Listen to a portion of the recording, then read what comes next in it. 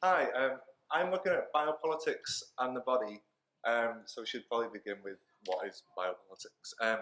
Biopolitics is a varied field. It can be our relation with the environment, whether in like a conservationist sense or in like a productivist, expansive sense, rather than preservation.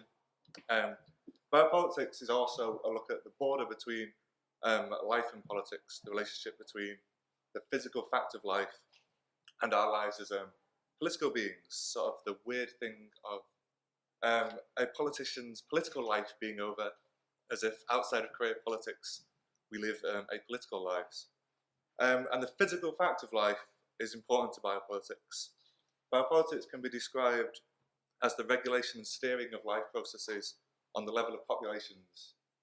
And my poster begins with Michael Hart and Antonio Negri, who are two prominent figures in biopolitics, and how they look at biopolitics in relation to labour. They see us in a new stage of global capitalist production in which all states and regions of the world are integrated and connected. Today this includes not only the constitution of manpower, but the production of bodies, intellects and effects. And I'm going to focus on how manpower and the production of bodies is a commonality between not only the works here in the tape, but also the text we've studied on the course. So I'm going to begin with Kiloanji Kiahenda's Rusty Mirage. The figure of the body within Rusty Mirage is solely as a site of production. Only if you go to the final image of Rusty Mirage, only the product of the labourers' labour remains. It's just the city remains, and the figures have now left the image. The workers appear in silhouette, blank figures, which is can be seen as a reference to the invisibility of the migrant worker, especially if you look at Rusty Mirage within the context of Dubaiism. And it's often the questionable legal position of the migrant worker, where we see the Italian philosopher Giorgio Agamben's theories of Zoe and Bios, bare life and political existence.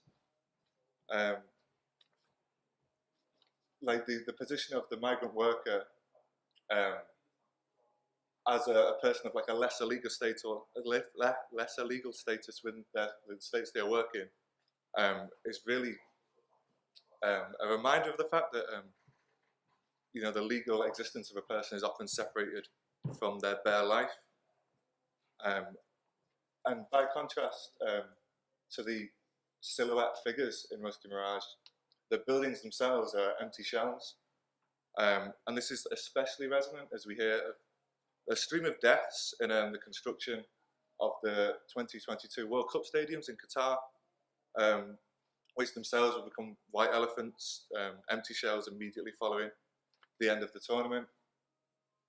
And we look then to Homeworkers by Margaret Harrison, in which the body is not only a site of production, but the effects of labour are mapped upon the body itself.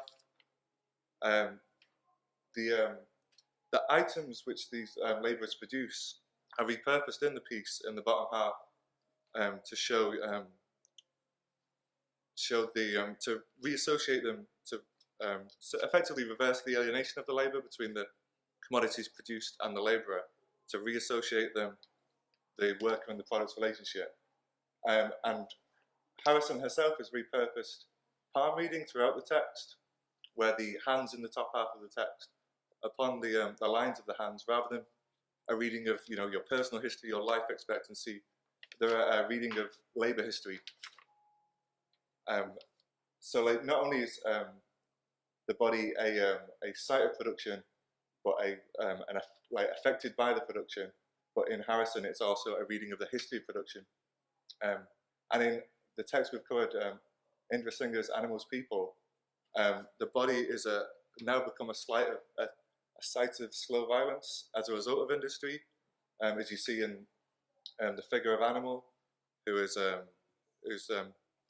been a victim directly but delayed of the chemical plants disaster, which exposes slow violence as the invisible effects of things like war, climate change, or environmental disaster. Animal is presented as a figure of the grotesque, which is an aesthetic link to United Enemies by Thomas Schrute, in which a grotesque becomes representative of political corruption in the 1992 Italian election. But here we have an image of the conflicted body as well, as the uneasy nature of political alliance is physically represented in the bounding of the bodies. And the precarious position of those alliances is represented in the stilts the bodies stand upon, which give them both a higher status but also an unsteady foundation. And if we return to Harrison as the body as an effect of labour, we can then move to Whose Utopia by Cao Fei. Yet within Fei's film, rather than the body as solely a source of labour, like in Musty Mirage, or affected by labour, as in Home Workers, instead we're given a contrasted vision, as the workers are asked to perform acts of their desires within the workplace.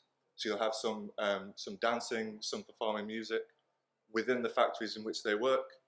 And in this, Fei gives us an image of the body as a site of expression, rather than solely as a site of labour, and it's a site of performance, which is unfortunately throughout the world, like the act of bodily performance or expression is constrained by religious or economic or state institutions, as we see in Khalid Al-Khamisi's Taxi.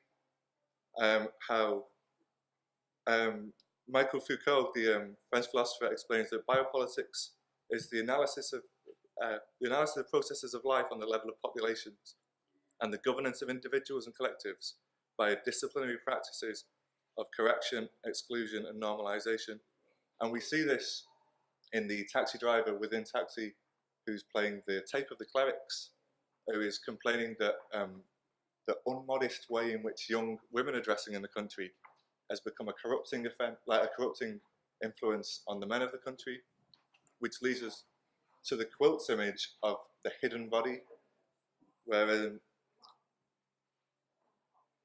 the image of the veil is invoked, but within the quilt this is extended through the titular item as a pushing aside of peripheral sexualities throughout the text, whereas the body now has a need to remain hidden in order to be the expressive body, which is all a bit depressing. And if you look at, aside from Fei's image of the expressive body, you have, the hidden body, which is, a bit of a downer, the conflicted body, the grotesque body, the body as an effect of labour, the body as a source of labour, which, all of it is a bit grim. But through these common representations of the body, we actually have a quite uplifting image of human commonality. So in spite of, many, the body has a sense of a projection of our negativity, is also a uniting factor between us all. So I'd like to conclude on that slightly uplifting point.